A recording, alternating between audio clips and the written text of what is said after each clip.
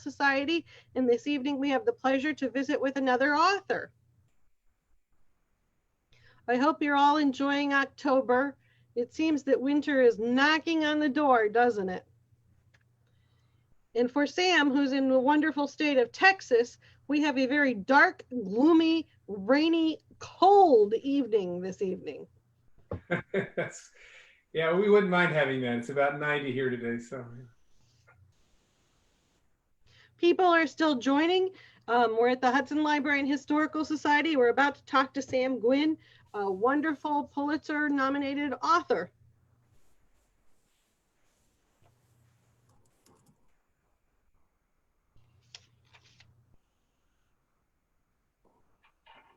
While we're getting people to join, I'm going to tell you about a couple of upcoming programs. Now, I want to tell you, these are all before the election. So if you're really tired of all this election propaganda and news and information, you can tune it out and tune into your library. On the 21st of this month, which is a Wednesday, we have Pete Beatty. He will be speaking about his book, and the title of the book is pronounced Cuyahoga, as in the Cuyahoga River. It's a fictional story set in the area of Ohio City and Cleveland. It's getting rave reviews. People compare it to Lincoln in the Bardo. It's a really great read. So we hope you'll all join us on the 21st. Again, that's a Wednesday. On the 27th, one of our favorite friends, Stephanie Story, is coming back. This is a Tuesday, and she will be speaking about her novel, which is about the artist Raphael. Stephanie has been here before. She loves to write art history fiction books, and they're great stories. I highly recommend them. And on the 28th, well, we get a little election information. We're going to have Jesse Wegman speak. This is a Wednesday evening at 7 o'clock. Jesse's title of his book is Let the People Pick the President. And I believe that he is advocating about changes to the Electoral College, and he gives us a great history and a more in-depth understanding of the Electoral College. So if you're politically minded, you want to hang around on the 28th, and remember, this is 3 days before Halloween and certainly before the election. These are all the three wonderful authors we have coming before the election. If you want to hang around till after the election, you can listen to Jenna Bush Hager, who will be speaking after the election. So go to the library website and sign up. And I think we're getting most everybody here. So we're going to start, and I'm going to introduce you to one of the most interesting authors I've had yet to learn about. Sam Gwynne, and it's not Gwen, it's Gwynne, is from Texas, and he has a very interesting background, which we're going to talk to him about shortly. He is a former Marine. He is a former French teacher. He is a former international banker. He certainly was a journalist and a reporter for Time magazine, among others. He wrote for Texas Monthly and edited Texas Monthly for several years. And he's written 2 acclaimed books about American history, each of which were on the New York Times bestsellers list. One was nominated for the Pulitzer Prize, and I have to say, I really enjoyed his book, Empire of the Summer Moon. It was a phenomenal read. I would recommend it highly for all of you to read. This evening, he's going to talk about his Civil War book. Forgive me, I can't even remember the title of the book, and I actually read it. It's all about 1864, the last year, 64, 65, the last year of the Civil War. The title is Hymns of the Republic. So Sam, before we get too far started, was I fairly accurate about your background? Pretty much. I wasn't a Marine. That would be that would be my dad. But otherwise, yeah, you were, yeah. So right. French teacher, banker, writer. Makes perfect sense to me. And I should mention his academic career. He has a bachelor's degree from Princeton and a master's in writing from Johns Hopkins. He obviously has a deep love of history because most of his books are centered around the historical topics. And I really enjoyed reading this book about the final year of the American Civil War.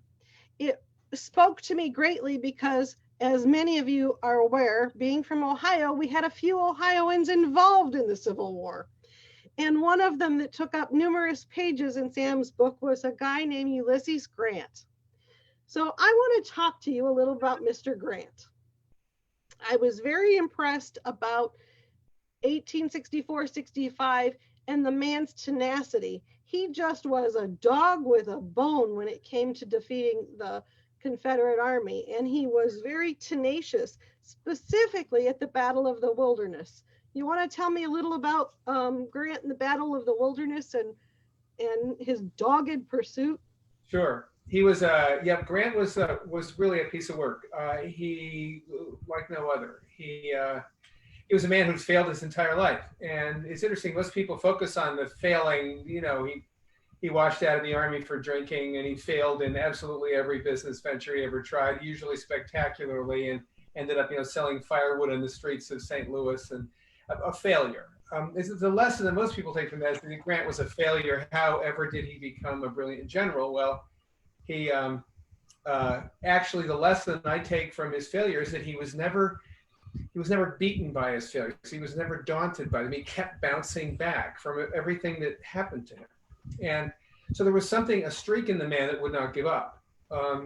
And this is the streak that Lincoln saw finally in a war where he could not get any of his Union generals to fight. Basically, they did everything that they could possibly do to avoid fighting. And Grant was, and they ran or retreated at the drop of a hat. So that Grant comes forward as this guy who will fight.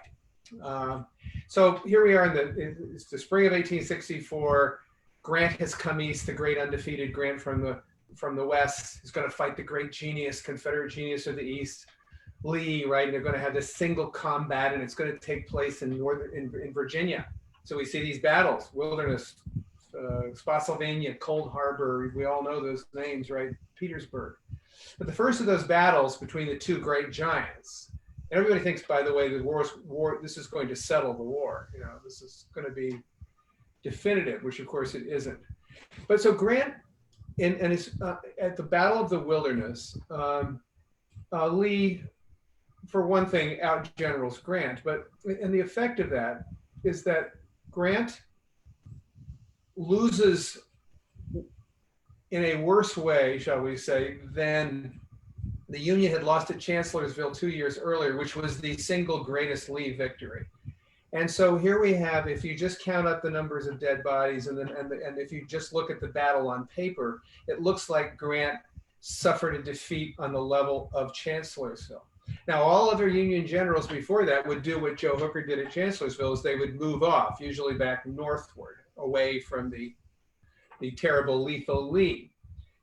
But Grant doesn't do this. And Grant is one of the most interesting moments of the war, because Grant, the end of the Battle of the Wilderness, the Union soldiers are sitting there in their camps, and they're absolutely certain they know what's going to happen next. They're going to be ordered to withdraw, back across the Rappahannock, and they're going to go and nurse their wounds, and then they're going to do whatever they do next, the way Union generals always did it before.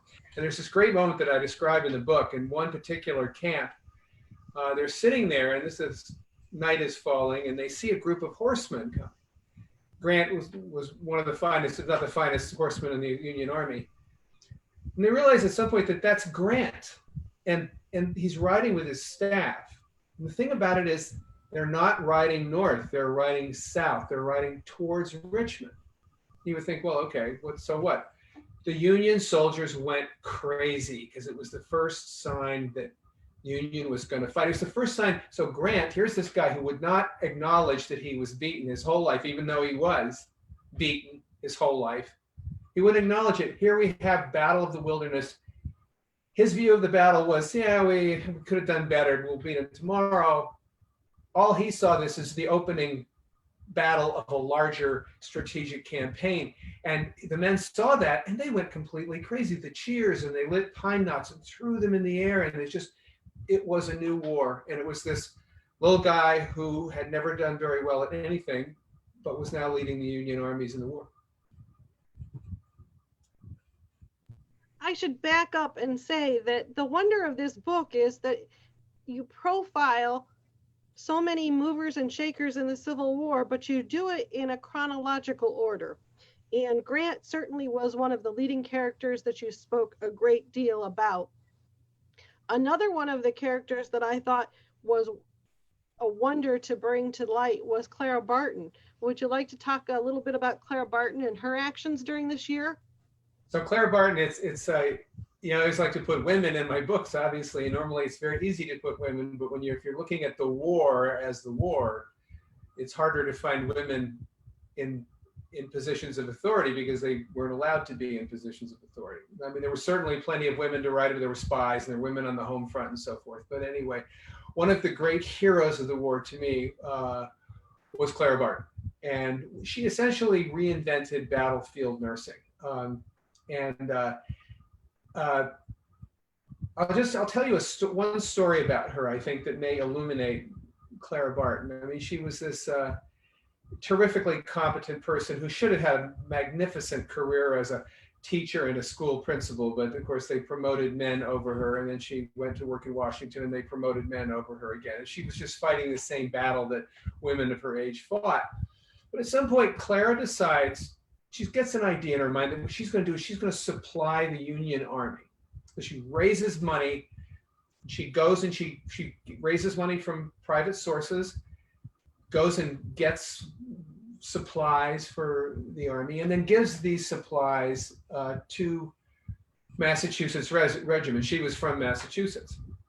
When somebody, she decided that wasn't enough. She wanted more. She knew that on the front lines of the war, the medical care was just horrendous, and it was. I mean, the ambulance corps could barely get people out of the woods, and to the non-existent field hospitals, to the understaffed doctors, to without equipment. I mean, it just went on, and there were all these terrible horror stories of people dying. So Clara decides she's going to go do this. So she starts doing it. And the way she does it, she raises money on her own. She buys the medical supplies. She gets a carriage. She has to have a man with her, recruits the man, and they take off their horse-drawn carriage to the battle to distribute what she's got. This leads to the most astounding adventures. The women aren't out there on the battle. They weren't then. They were later a little bit more, but not then. There were no women out there. She would make her way, find her way, first of all, through all the bureaucratic red tape that allowed her to do that. And then when she got there, you know, they once again didn't want her to do what she wanted to do. So in one particular occasion, this is September of 1862, she hears that there's some, you know, Northern Virginia, Maryland, there's going to be a battle up there. No one knows where it's going to be. So this is Clara Barton. She takes off with her big carriage loaded with stuff that she's raised and packed and bought and put in there, and she takes off for the battlefield. At some point, she runs into the full Confederate army under Lee and the full Union army under McClellan. And now what she wants to do is be helpful. So she makes her way, I don't know how, through these lines and gets herself to a very primitive field hospital in a particular place. Now, where she just got herself to was Antietam. Well, it was the town of Sharpsburg, but the Antietam Creek. Where she found herself was in the cornfield on the northern side of the Antietam battlefield. Now, Antietam was still the single bloodiest day in American history. And the fight in the cornfield between Joe Hooker and Stonewall Jackson was the single bloodiest 3 hours of the single bloodiest day in American history. So there is Clara. She arrives at this field hospital. By this point, has no medical supplies left. They're using corn husks to bandage wounds. The field surgeons are throwing their arms up. This woman they later called the battlefield angel shows up, and she's got supplies and she's got all this stuff. But not only that, but the field hospital is overwhelmed. They can't handle the dead in the entire war ever, and faster. So she ends up, acting as a de facto nurse. She cuts bullets out. She's so close to the battle that bullets are whizzing through the field hospital, so much so that they're puncturing her dress. They missed her somehow. One man she was holding died of a bullet wound. And where all the other surgeons would sort of go and hide when these bullets started happening, she would stay out there working.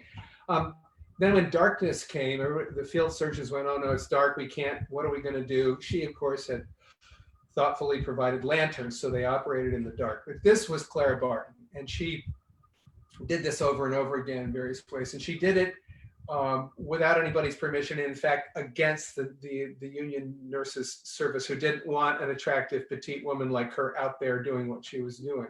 Anyway, she was just marvelous. And I build this battle of, actually, when I look at the Wilderness battle, I look at it instead of just as your typical account of the battle. I see it as the greatest medical disaster of the war, and my hero of that is Clara Barton. Related here, I think we need to talk a little bit about Grant's lieutenants and how he had built such a wonderful system of underlings. So you might want to perhaps elaborate on Grant and his lieutenants in under his command. Sure. And their importance. Yeah. Well, there's the most famous one, and the one that we would all think of first, I would guess, would be William Tecumseh Sherman, who is an excellent example of a Grant lieutenant in some ways, and a complete anomaly in other ways. Sherman, somewhat similar past, broadly speaking, to Grant. He went to West Point, got out of West Point. He didn't wash out of the Army from drinking, but he managed to miss all the action. Eventually didn't particularly distinguish himself at all in any way, shape, or form. He ends up out in the West Coast. He fails at everything he tries. He fails at banking in New York and St. Louis and San Francisco. He fails at real estate. He fails at law.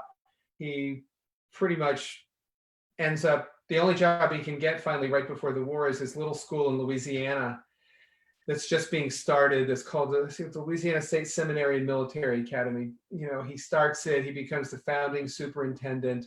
It's a bunch of rich planters' sons who basically don't want to pay attention to him. And this is where he is when the war starts, a washout. Interestingly enough, and you could maybe win some money at a bar in this, the thing that he was the founding president of is what we now call LSU.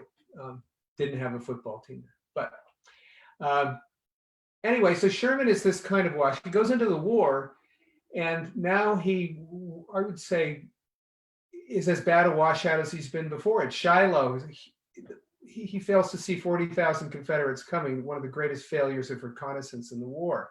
He's assigned command at Kentucky. He has a nervous breakdown. He hallucinates Confederate armies where there are none. The papers call him insane. He becomes famous as the insane, literally, they use that word, general. He's basically should have been out of the Army, but somehow he got back in. At Vicksburg, he performed poorly. At Chattanooga, one of the worst performances of any general in the war. It goes on, so I'm not going to bore you with all this, but Sherman was not a good war-fighting general. He was terrible. Okay, so how does a guy like that get ahead in the war? The answer is Ulysses S. Grant thought he was great. You couldn't tell Ulysses Grant that Sherman wasn't great. Grant will eventually be justified in this confidence, but at the moment, there's no, what he did at Chattanooga, there's just, any other general would have been bumped. Grant believes in Sherman. Okay, so Sherman becomes famous, really, and in fact, if you think of how you know Sherman, you don't really think of him as a battle fighter the way you think of Lee or Stonewall Jackson or Grant or other Sheridan or anybody else. You just don't think of him that way, right? So Sherman was, he was the theorist. He was a theorist of war, is what he was, and he ended up being the chief Northern theorist of war, and of a particular kind of war, which was, we would call, which back then some people called total war, but wasn't really. Total war is war against civilians. I mean, killing them, where the object is to kill innocent men, women, and children. Sherman didn't do that. What he did do is wage war against the property of the South. And he came up with this kind of moral idea that the South was responsible for what it did, that morally responsible for starting the war, for everybody who was dead, and that until the South acknowledged that and stopped fighting, they were going to feel this increasingly hard hand of war. And of course, he's famous for the march through Georgia, where he burns in a 50-mile wide swath. And then actually what he did in Georgia was super kind and nice and decent compared to what he did in South Carolina, where he did it with attitude. And so here we have Sherman, this guy who is famous, the man who marched to the sea. But really what he was a theorist of a new kind of war, that he just said, I don't want to fight the war you guys have been fighting for, and I'm not going to fight it. Let me give you some just shocking examples. Atlanta falls, September 2, 1864, single most significant event of the war. Sherman was the general who caused that to happen, although not necessarily because of his brilliance. At any rate, it happens. Atlanta falls. Now, Sherman then does what Union generals are expected to do. He chases the Confederate Army under Hood, John Bell Hood, back to the Northwest. He's chasing the army. As he goes, he can't catch Hood. His supply lines are being raided. His Nathan Bedford Forrest and other guerrillas are having their way. And he finally says, tell you what, I don't care about that army. This is a huge, Confederate army. He says, I don't care about the army. In fact, I'll send some soldiers to somebody who wants to take care of it, but I don't care about the army. You could see 1,000 jaws drop at the War Department in Washington. You weren't supposed to do that. He willfully disengaged from a beaten foe, never been done before. He then, all Union generals were most afraid, the thing they were more scared of than almost anything was their supply lines, because they're in the South, right? So they have rivers and mostly rail supply lines and some overland supply lines. Because of the big army, you've got to have several train loads a day, forage for the horses and food and ammunition. He now says, I no longer care. He's got this long supply line that snakes back from Atlanta to Chattanooga and forks and goes. He says, I no longer care about my supply line. Don't care about it. 1,000 jaws hit the floor at the War Department. He then says, not only do I not care about it, I'm going to tear up the railroad tracks so there is no supply line. Nathan Bedford Forrest can do whatever he wants. Again, 1,000 jaws hit the ground. Then he goes to Atlanta, back to Atlanta, which he has conquered, and by the way, sent 25,000 citizens out of town, exiled them, rendered them homeless. He then says, you know what? And even though I've conquered the great prize of the South Atlanta, I'm not going to do what all Union generals have done before. I'm not going to garrison it. I'm not going to put people to guard it because I don't care. Again, nobody in the North could believe it. Grant sustains him through this. He then does what he wants to do, which is to show the South that there's going to be this enormous personal consequence for keeping the war going. In other words, he's going to make individual ruin the equivalent of fighting the war. And he's going to do this by his marches. And again, on the marches, he's unopposed. So there's no fighting there. There was no fighting with Hood. There was no fighting when he tore up the tracks, and there was no fighting when he refused to garrison. So here's what I mean when I say he is not a war fighter, not a battle fighter. All these things I just said were quite actually entirely his own invention, sustained by Grant. The new theory of the war was all of his. And of course, he sustained. Now, we have to note that the South hated him bitterly more than anyone else for what he did, and the South still hates him bitterly for what he did. But the fact was, he was the genius of this new war, and he's famous for it. And it's interesting to look at him as, in some ways, a lot like Grant, as a failure right up until the moment when he became a genius. The word genius brings to mind the certain president, Mr. Lincoln, who had to sort of order all of these men and deal with failures of officers and commanders. So perhaps you could address Lincoln a little bit and how his mindset was in 1864.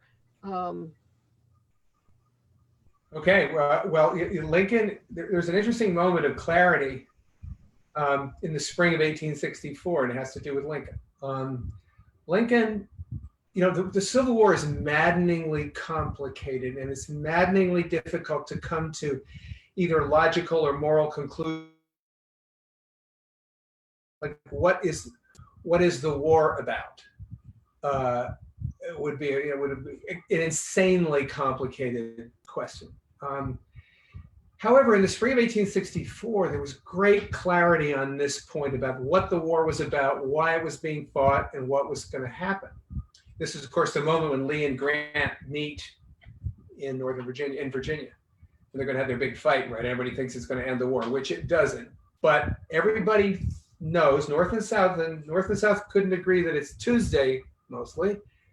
But in this case, they could agree. And they could agree that the war was all about the election of 1864, in November of 1864. And it was about, and the idea was that if Grant won, Grant's armies won, Lincoln would be reelected and the war would be prosecuted to its end, the way it had been, with battles and until the South surrendered. And if Lee won and the Confederate armies won, Lincoln would lose.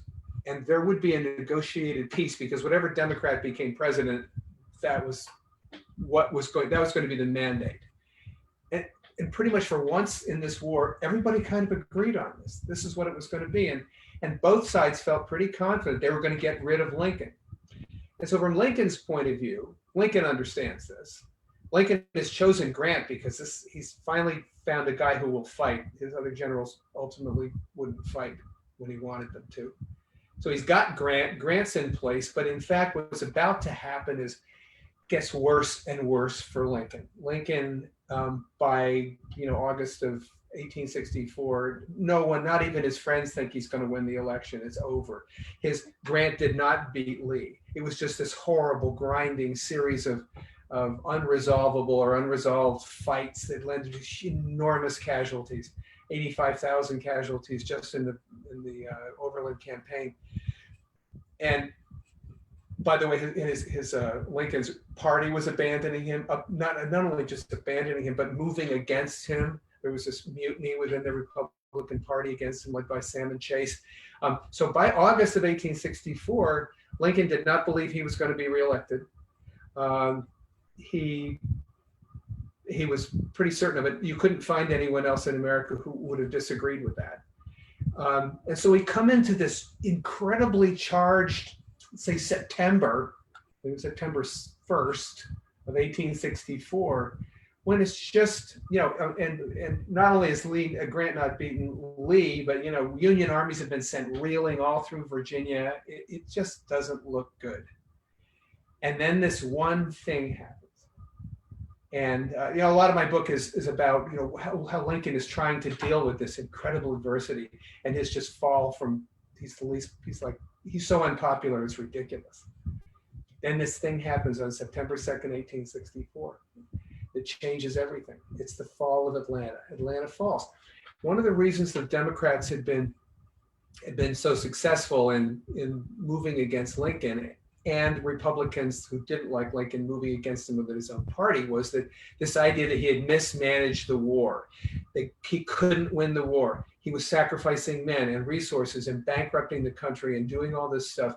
And he had to be gotten rid of because that was the only way you could stop these things. But mismanagement of the war was really number one on the list. There were a lot of things on the list. Suspension of habeas corpus and civil rights all over the North was another, but it was mainly that. And then Atlanta falls, the great prize of the South falls. And it literally 2 days before the Democrats had their convention in Chicago, they were drinking and having a great time. It was over. They had won. They were more confident than Hillary Clinton in 2016. I mean, they were going to win. And Atlanta falls. Well, some of them still have hangovers when Atlanta finally falls. And it changes everything. And so, in a sense, the great drama of that year from Lincoln's point of view, and how he tries to deal with, how he fights off the challenge from in his own party, how he tries to get his generals to move, mainly by appointing Grant. This is the sort of track that I'm tracking Lincoln through those months. And really, by the time we get to when Phil Sheridan cleans out the Shenandoah Valley and has a clear victory there, it's pretty much over at that point. Lincoln's going to win. But it changed the course of American history. So it's a big few months. We have to give equal time to the South in some regards. So perhaps you could address Mr. Lee and the concept of slavery and Lee's outlook and actions in 1864? Yeah, so Lee is an interesting character too, and for different reasons. I mean, he was also, in spite of his, I think, kind of his image. I mean, when I was growing up, by the way, I grew up in Connecticut, and when I grew up, this was Connecticut. We all thought Grant was a drunk and a crook, and Lee was this magnificent genius. I'm coming from Connecticut here. You would think I was Mississippi, but no, Connecticut. Lee was a brilliant general, but he in fact his West Point classmates called him the Marble Man because he seemed too perfect. But in fact, he'd had a very mediocre career, I would say, in the Army. He was a lifer. He was an engineer. He spent his time doing port revetments in St. Louis on the Mississippi River, or harbor improvements in New York. I mean, his father was this glorious Revolutionary War hero. Lee hadn't lived up to that. Lee was definitely a failure in the early war. He didn't do well at all. In his first assignments in the war, they called him Granny Lee and evacuating Lee, and they thought he was or King of Spades because he would dig in because he didn't want to fight. And the Lee that we know, the magnificent, indomitable genius, mythic Lee, that's really only from 1862 onward. But so Lee marries a woman who, through her family, has inherited some, or a decent chunk of George Washington's fortune. She's related to Martha Custis, George Washington's wife. And so this is, even though Lee doesn't have any money, this has enabled Lee to be one of the richest people in the South. If you've ever been to Arlington National Cemetery and seen that enormous building that looks like the Federal Reserve Bank, that's the Lee Mansion, was until the war. There were other massive properties. He owned lots of slaves. He was not a terribly enlightened slave owner. I wouldn't call him cruel, but although there were moments of cruelty, he was, he drew a kind of a short straw when his wife's father died, who had the fortune that came down to his wife. The stipulations of his will were such that, the state had to be managed and bequests had to be made and this person had to get this and all these things had to be done. And it fell to Lee, who, even though he himself didn't inherit anything, had to be the executor of the will. Part of this involved Lee trying to rehab the property so that they could make money so that he could give money to the bequests that needed it. Anyway, I won't bore you with it, but in order to make the property run right, he had to be very strict with his slaves, to the point where the slaves knew that they had been freed in his father's will. In his father-in-law's will. They knew that, and yet they weren't being freed because Lee had to make the money to fulfill the bequest anyway. So it gives Lee a bit of a hard-ass reputation as a slave owner. But as the war progresses, Lee loses everything. He loses all the slaves, because what happens is his houses, 3 big estates, especially the Arlington one, go behind Union lines.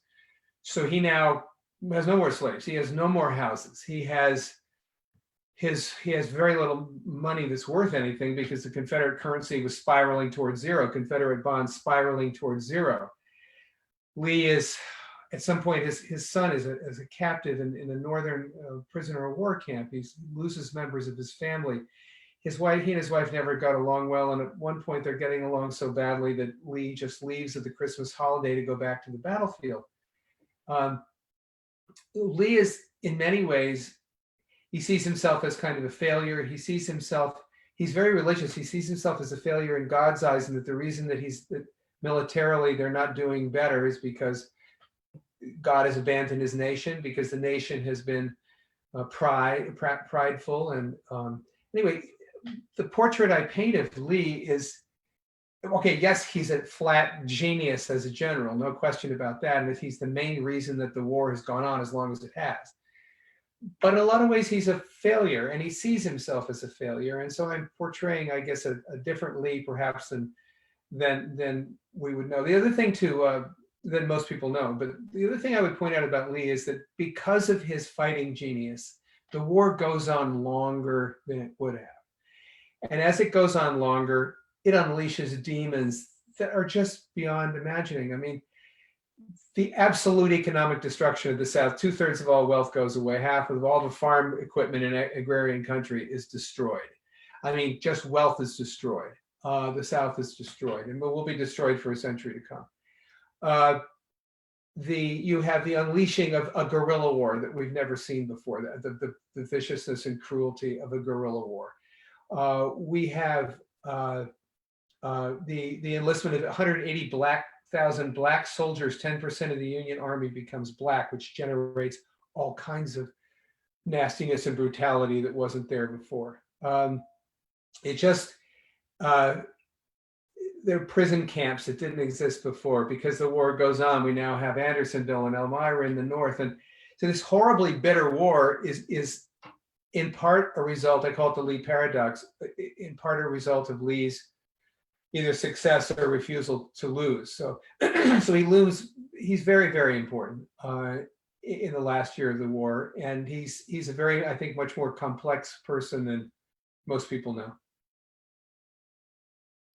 All of this brings us to a Civil War researcher who visited here and has written and had some very firm opinions about Appomattox. And I'm speaking of William Marvel. Can you address some of the things you said that Mr. Marvel said about Appomattox and right. all of the events there? He's a wonderful historian, one of my favorites. He's a great guy. What he does is he challenges conventional wisdom and then pulls it off. And he is widely cited in my book. And I think he was the one who, more than anything else, debunked these Appomattox, or debunked a good share of Appomattox myths. And he did a really good job of it. Because there was this, I mean, the main myth, I guess, there was this kind of fraternity, and everybody kind of loved each other at Appomattox, and we got over, at least momentarily, our sectional issues, and we could all kind of be brothers. And this was just complete hogwash. And anyway, I never met him, but he's an immensely valuable myth-busting historian. Can you speak a little to Appomattox itself? Yeah, Appomattox was the moment when, I think it's Lee's greatest moment in his life. It is a moment when not only was his president, Jefferson Davis, and whatever constituted the cabinet at that point, advocating a continued war. And by that, we mean take to the hills and fight as guerrillas, fight as not regulars, but as irregular soldiers. A number of Lee's own trusted people were saying you should just take to the hills and we should keep this fight going. It would have been, in some ways, an easy decision. It would have been a popular decision among his troops. It would have created bitterness and inhumanity on a scale that might not even have been imaginable even after the war and all the dead in the war, to continue that war. He used the full weight of his moral authority to stop that movement and to surrender at Appomattox, for which he deserves an enormous amount of credit. And so for that, I think, to me, that was one of the main meanings of Appomattox. We also have Lincoln and Grant had met with other Union generals prior to Appomattox, and Lincoln had kind of given them his view of how we should treat the South after surrender.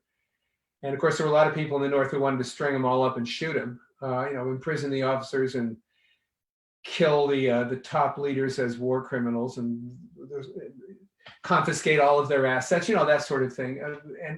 And in a war like this, where 750,000 people are dead and another 500,000 wounded, there's a lot of bitterness, and there are a lot of people know people and have family members who are dead. And so, just as Lee does not take to the hills, Grant follows the logic of what Lincoln said and is very, very kind at surrender to the South, and basically lets them all go. They have to surrender their weapons. They get to keep, the officers got to keep their horses. But it was some of the most lenient terms ever given after a civil war. Civil wars tend to generate massacres afterward, and that didn't happen. Well, I want to congratulate you. You've managed to speak 40 minutes to Hudson, Ohio, and not mention the name John Brown. Well, we haven't talked about Brown yet. But before we even get to Brown, I think that we need to talk about your writing. And I understand your next book is going to literally pick up and you're going to address Reconstruction. Very interesting you should say that. I spent so many months researching that, and I told people that that's what I was going to do. I gave up finally. I really did. I wanted, because I didn't want to get lost in, there's this guy who you probably even had talked to you guys named Eric Foner, who wrote a magnificent book on Reconstruction, and it's a big behemoth, and it's pretty definitive, and it would be hard to ever beat it. But one of the things about Reconstruction is that I like to see myself as a simplifier, somebody who will try to not give you 2,000 pages on something, to try to explain it in less than that. Reconstruction is too damn difficult. It went differently in every single state. It went at a different rate. It had different characteristics from say South Carolina to Florida to Texas to Louisiana. It was, they're just one politically phenomenally complex. But you can't, I said before, it was hard to get to simple truths in the Civil War. It's impossible to get to simple truths in Reconstruction or the years that followed. And so I just said, the only way I would ever do it is if I focused on one thing, one of those race riots after the war as some, but I sort of gave up. So my next book is about an airship crash in 1930, because I spent 8 years in the Civil War and I needed a break. I can certainly understand that. We all have that to look forward to, which gives me a great moment to plug in The Learned Owl and to mention that you can buy any of Sam's books at The Learned Owl. I recommend at least the last two of them, both of which I've read and greatly enjoyed. I do have to say your recent book sort of gave me a whole new understanding of the end of the war, and I strongly would recommend it as a nice overview. It doesn't get too deep or bogged down in anything, but yet you learn these little nuances, at least I did, through reading your book. That's a fair description. Is I wanted to avoid what I call bullet by bullet histories of the war, of which there are many, where they use every last detail is put in, where the 13th, Georgia is at 9:05 a.m. and how many bullets. I mean, I like those books, and they're useful books, but they're not fun to read. And that allows us to take a minute and say, please submit questions. There's a little question box. There's also a chat box, and we'll be happy to pose your questions to Mr. Gwynne about the Civil War. Forgive me, the phone is going off, but please submit your questions. And I also want to take a moment and recognize Paul and Molly Bodden, recent Hudson residents that we have lost, and their endowment has decided to sponsor this lecture series. And so we want to take a minute and recognize there are ways to contribute to your local community even long after you're gone. I know that Paul had a great love of history, so it's very special to us to be able to bring it to you via historic authors, authors like Sam that study history. There is a question, so I want to look at it, and Ed asks, why are all the Confederates considered traitors? Well, that's a good question. I mean, they conspired to overthrow the government of the United States of America would be the basic reason to overthrow, and they initially not only conspired but successfully seceded. And I think it's interesting because when I wrote, It of course depends on your point of view when you look at the question of, is Robert E. Lee a traitor, for example? And nobody in the South would tell you that he was. And when I look at, say, Stonewall Jackson, who I wrote a biography about, Stonewall Jackson was, a guy who from West Virginia, or what became West Virginia, and really not a slave area. It seceded almost immediately from Virginia when the war started. He went to West Point. He, after West Point, served his country faithfully in a variety of postings. He came out, he was a professor at Virginia Military Institute, and had a good job and built a good life, and had an account at the bank, and it had a little business that he ran, and he was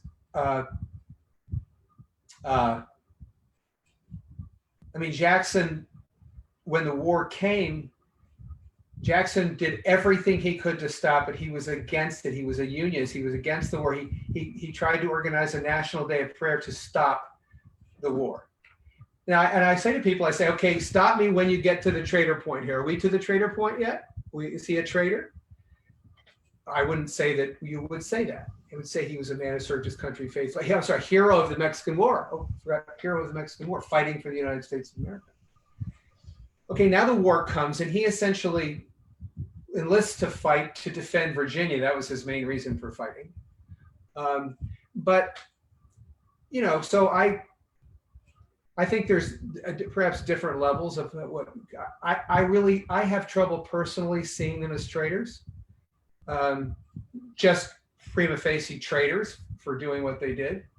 But that's you're not going to persuade a lot of people in the North that that's true.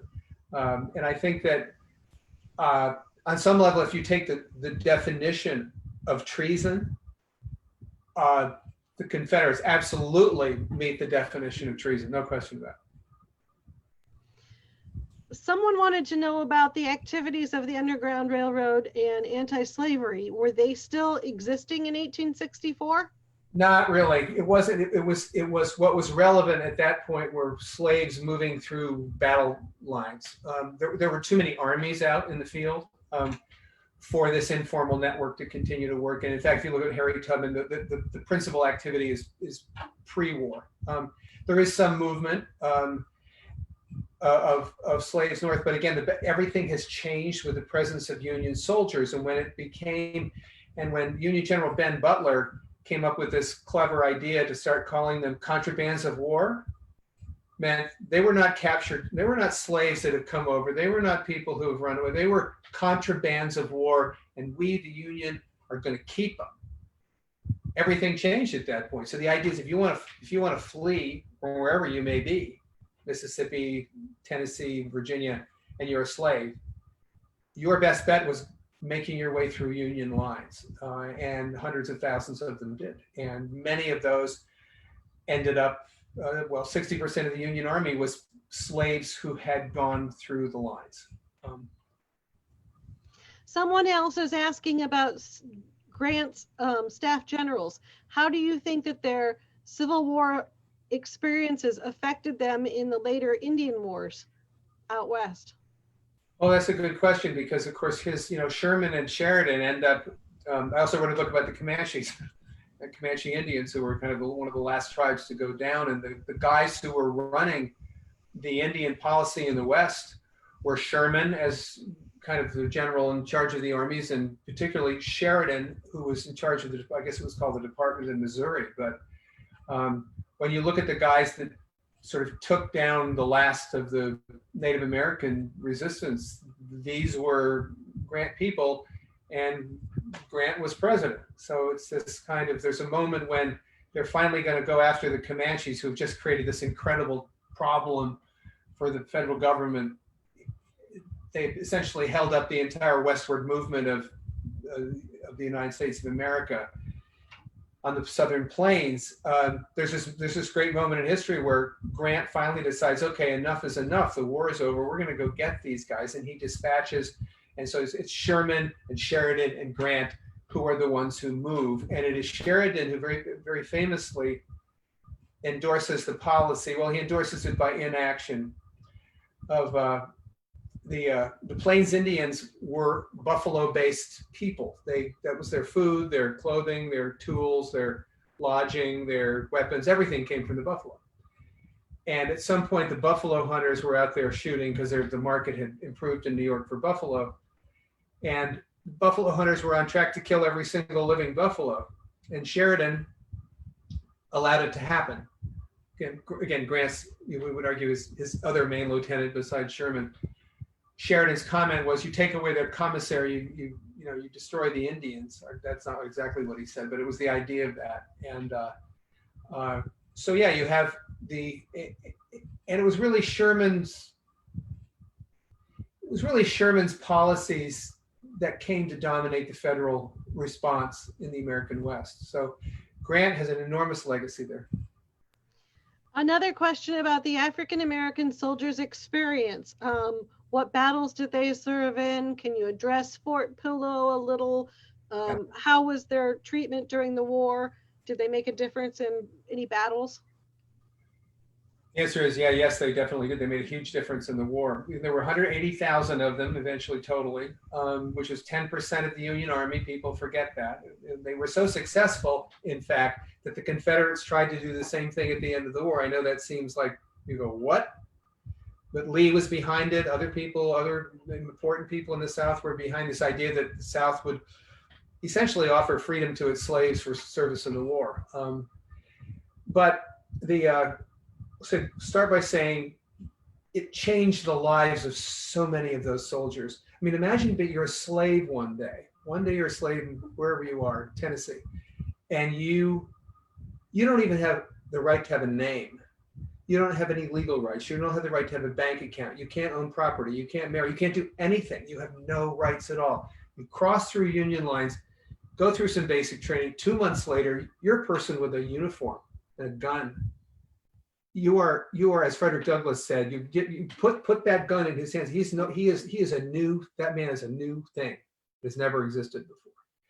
And I think a lot of people don't know either that Lincoln saw as the way that the Emancipation Proclamation was going to work. The main and first way was going to be through enlistment of Black soldiers, both free Blacks in the North and capture and escaped slaves. This was going to be, they were going to, in fact, do their own emancipation.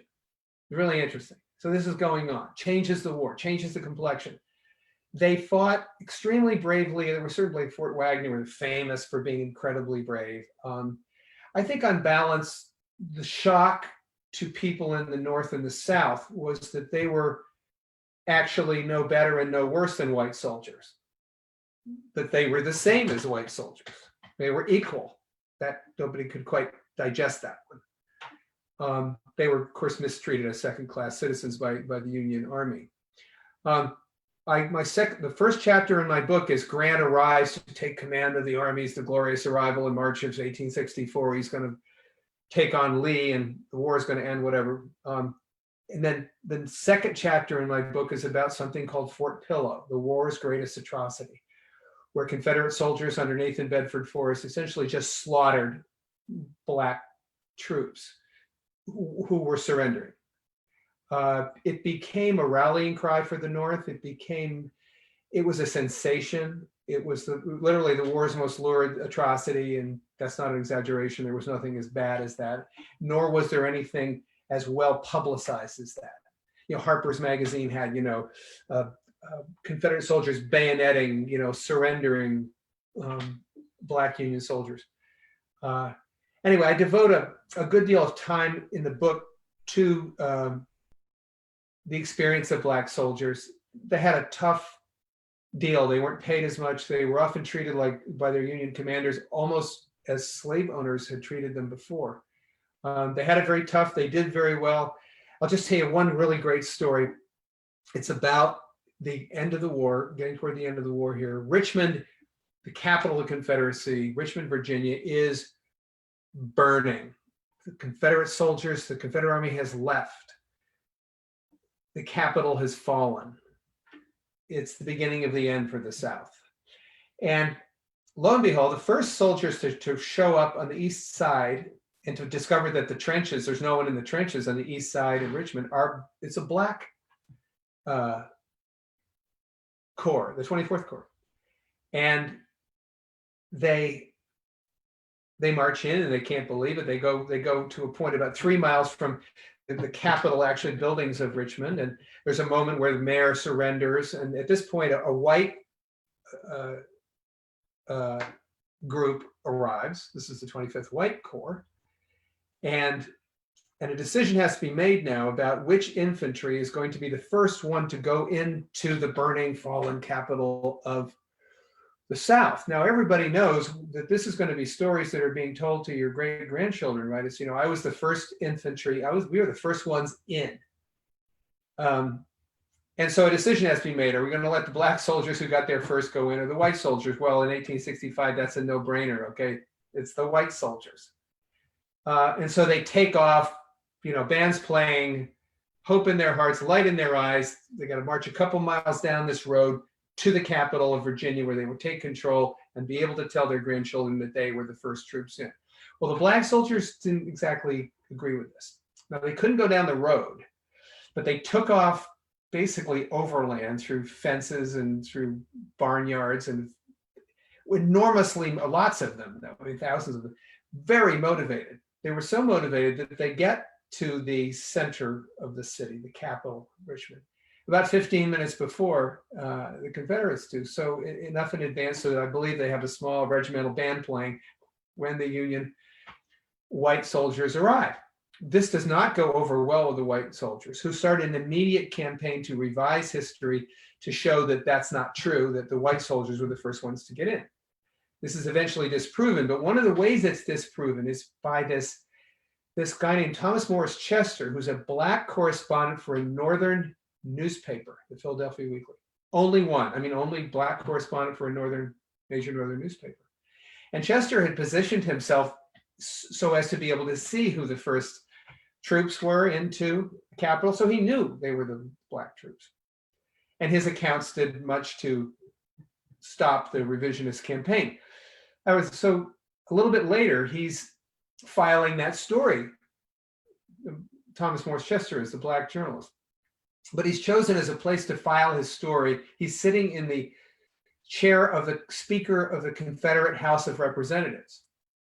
And he's just filing. Well, a Confederate officer who happens to have been surrendered and paroled, so he was without a weapon, he walks into the Capitol, somehow sees this man there, doing, of course, what he would have been executed for the day before, is outraged, and rushes, tells him to stop. Morris, Chester doesn't even look at him, keeps filing. Guy rushes him, Chester stands up, he's a big guy, decks him. The Confederate officer stands up and turns to a brother Union officer and says, "Give me your sword so I may thrash this man." I don't know exactly what he said, but it was to that effect. "Give me your sword so I can take care of this." The Union officer declined, but said, "Hey, I tell you what, we'll clear out all the chairs here and desks on the floor of the Confederate House of Representatives so you two can have a fist fight." The Confederate officer declined. Later, when he was asked about it, after he filed his story, he was asked about why he had done it. He said, I thought about it, and I just thought I would exercise my rights as a belligerent. One of my favorite stories of the book. Well, I want to take a moment and say thank you again for taking the time the last hour to talk to us about your book. I would strongly recommend that people take a moment and give it a read. It's a wonderful book, The Hymns of the Republic, and it deals with 1864, 65, and all of the major players in the Civil War. Sam, I think it was a phenomenal book. I wish you well with your airship book. I would mention, though, we had a part in the Civil War, some say, with our contribution of John Brown. We might have a bit of the contribution to the rubber industry and your airship story as well. So perhaps we can have you back after a pandemic and you can be here in person and tell us about this wonderful airship history. Just to close, Akron what happens is a big part of that story. It's coming. I know Hudson well, by the way, very well. My brother used to be the Episcopal priest there. So anyway, But well, thank you. Anyway, thanks. Great. Great. And we want to thank everyone for joining us this evening. And again, remember to come back on the 21st for Pete Beatty's book, The Cuyahoga. Sam, you're welcome anytime. We'll be happy to host you for your next novel. So thanks again. Sounds great. Thank you. I really appreciate it. All right. Have a good night, all. Good night. Signing off.